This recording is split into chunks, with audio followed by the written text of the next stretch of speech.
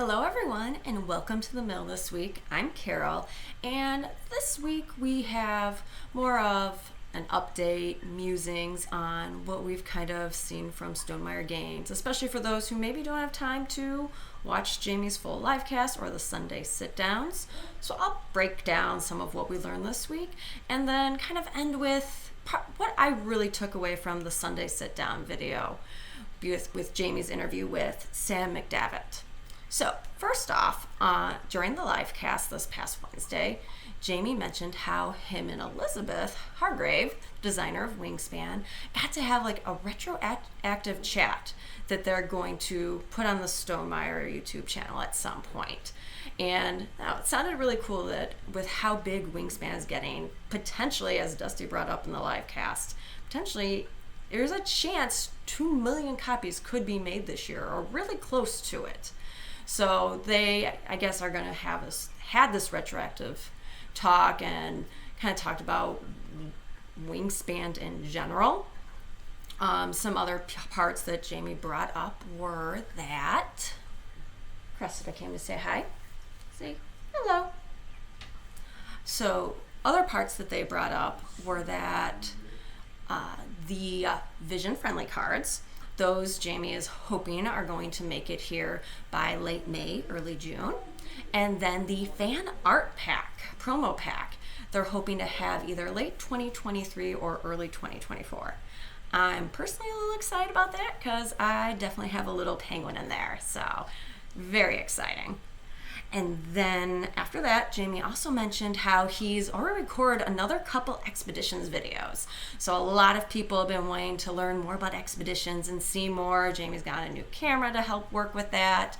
And so he said he's pre-recorded a couple videos to leak out over the next few weeks since he has to send his pre-production copy to Gamma with the rest of the Stonemaier crew so they can go and demo it. And he also mentioned that he's hoping in a couple weeks he's going to have the MPC, that first mass production copy where it's like, oh my gosh, here it is, here's the final, is it perfect? So Expeditions definitely is making progress and sounds like it's going to be on the way hopefully this summer. Let's see, what else? Also, what he brought up, so one of Jamey's jokes that's been on a lot of live casts is that big white cabinet that he has behind him, which has been lovingly referred to for many months, maybe years now, as the Cabinet of Secrets. Totally had this Harry Potter vision of it just bursting open with light and all these pieces flying out. And he mentioned it was getting too full. So he, in the live cast, offered to send components for free to people who might need it for prototyping, teaching, or any sort of really useful way to use these random components he's had in there. So that was, I don't know if he's still doing that, but you can always try and emailing him. But I thought, personally, as an educator, I just thought that was a really cool way of giving back to people who could use something that he can't use anymore. So that was another cool piece in the live cast. Another part is Geekway to the West is happening next month, and May 19th, I believe, is when it's starting. And what you can also see a lot of Stonemaier people there. All the mill will be there. Dusty, Molly, and I will be there, and love to say hi to anyone who wants to give us a wave. And I know Dave finally has a booth for them there, and Jamey's always there, Susanna's always there, so Geekway's always a good time. Also, if you're there, the Play to Win list is up now on Board Game Geek, and there's definitely some fun Stonemaier titles in there. Between Two Cities Essential Editions on there. Wingspan Asia is on the Play to Win section. And then there's the possibility, it says, that there could be a copy of Expeditions if it makes it in time.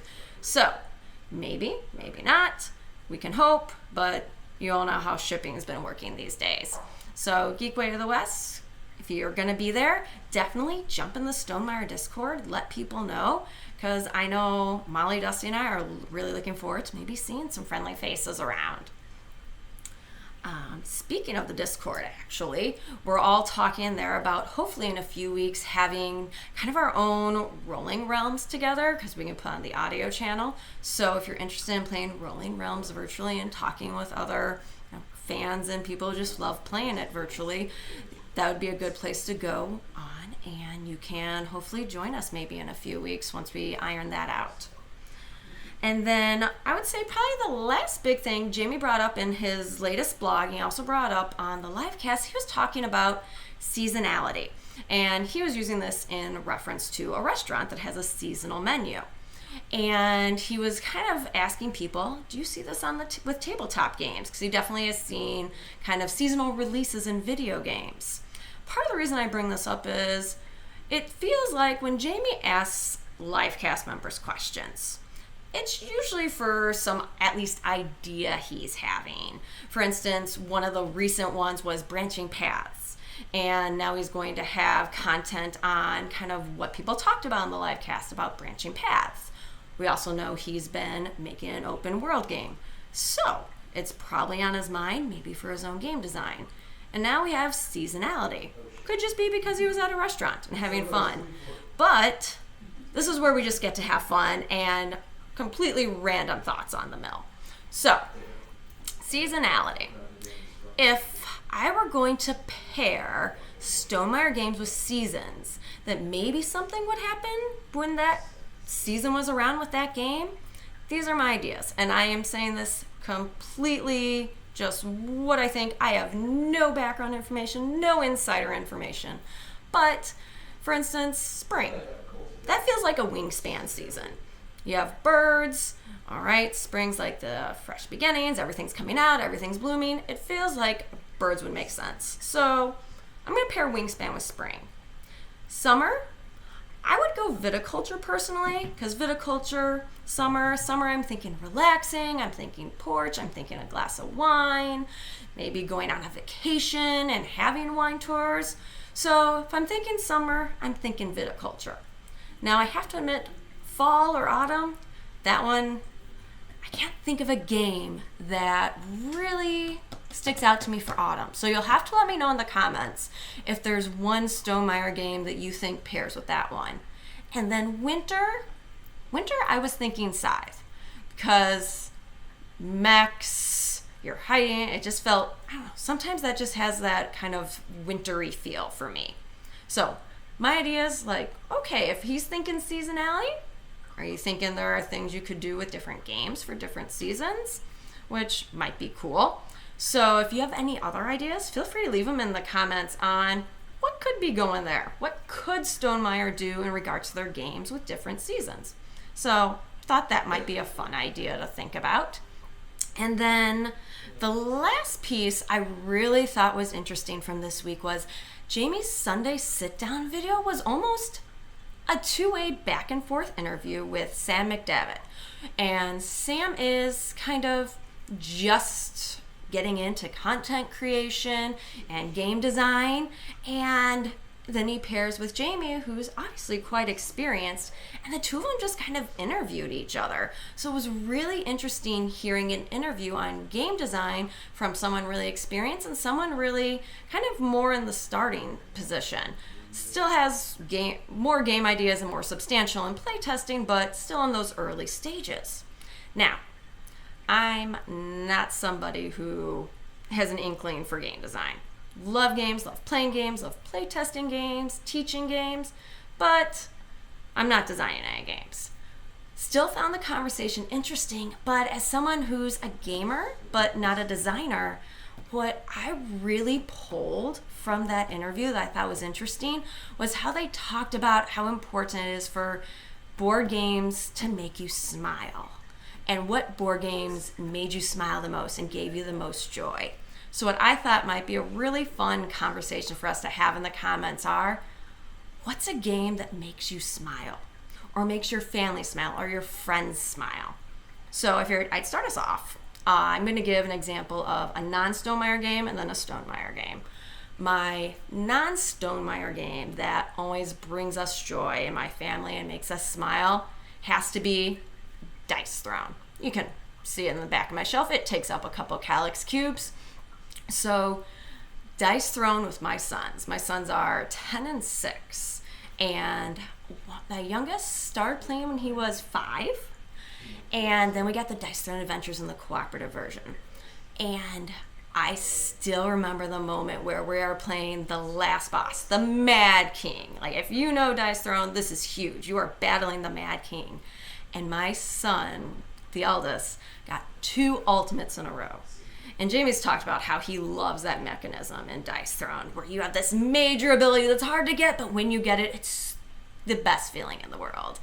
And so not only to get 2 in a row, but against the Mad King, my son was jumping up and down, cheering, and then after that we win the campaign. He gets to open up those legacy envelopes. I have the pictures of just absolute melting glee. And now the youngest has started playing. We have pictures of his first ultimate and his first experience, and just absolute joy. So I would say the non-Stonemaier game that myself and my family get the most smiles out of is definitely Dice Throne and the expansion Dice Throne Adventures. Now Stonemaier, very similar. If you can't tell, my kids are, they bring me joy. So, my little Scythe. We just retaught this to my youngest, and he won. He was playing me, his older brother, and his grandmother, and he won. And he just, you could see this like look of shock, and then the smile, and then there was the ultimate oh yeah dance, because he's 6, so of course there's an oh yeah dance. And he was just so happy. And then the other cool part that came from this was the oldest, the 10-year-old, goes, I want to try the big one out. I want to try Scythe. So that same weekend, I taught him Scythe. And he also beat me and was celebrating. So from what I think I'm gathering from this is, hopefully this means I'm a really good teacher that my sons keep beating me at these Stonemaier games, and not that I'm just bad at them. But either way, all these games, they bring me smiles, they bring me joy. And I thought that was just such a cool way of putting it that Sam and Jamey put together in that interview. So my question to the Mill audience is, what games bring you smiles, bring you joy the most? Whether they're Stonemaier or not Stonemaier, let's talk about those happy moments in gaming. And that's what I have for you this week. So I hope you have a wonderful weekend and that you get some great gaming and smiles in. Bye.